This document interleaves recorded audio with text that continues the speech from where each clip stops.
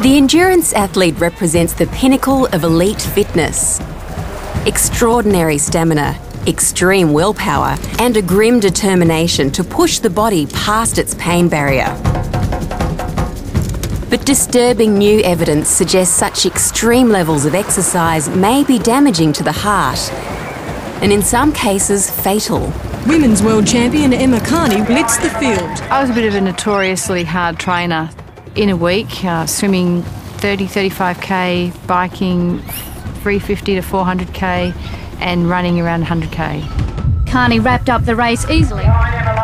Two-time world champion triathlete Emma Carney was virtually unbeatable until an unexplained drop in her performance.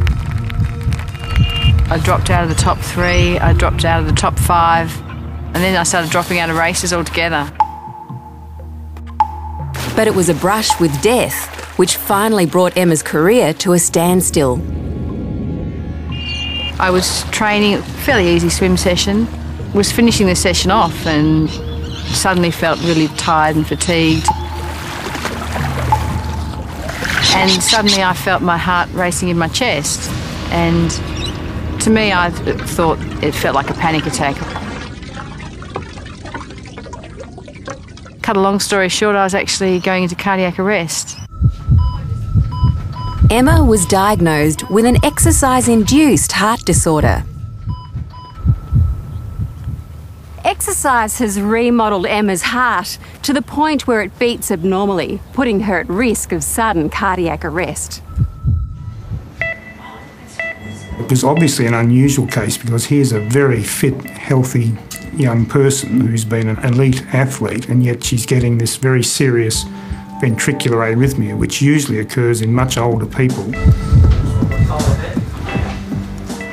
They would get an echocardiogram which showed that the right ventricle was enlarged and not contracting as well as it should. That led us to do a cardiac biopsy. Professor Harper was looking for signs of fatty infiltration, which occurs in the genetic version of Emma's condition. But instead, he found evidence of scar tissue, which indicated some kind of damage to the heart. And there was clearly something going on in the right ventricle, perhaps related to intense athletic activity. At the same time, Dr. Andre Lagersh, a marathon runner himself, was starting to uncover evidence the heart could be damaged by endurance racing. We were able to take blood tests very soon after the athlete crossed the finish line. We found that there was increases in troponin, a marker of injury to the heart muscle. We also did a cardiac ultrasound. Much to our surprise, we found that the left ventricle was minimally affected. But the right ventricle showed big changes. Swollen and beating weakly, the longer the race, the more abnormal it became. Almost simultaneously, a publication came out of Europe suggesting that athletes presenting with very serious arrhythmias had serious right ventricular abnormalities. The study looked at 46 athletes with abnormal heart rhythms. In all but one athlete, the arrhythmia arose from the right ventricle. Within 5 years, 9 of the athletes had died suddenly. Up until that point, we thought that these arrhythmias, even though they looked serious, could never be life-threatening.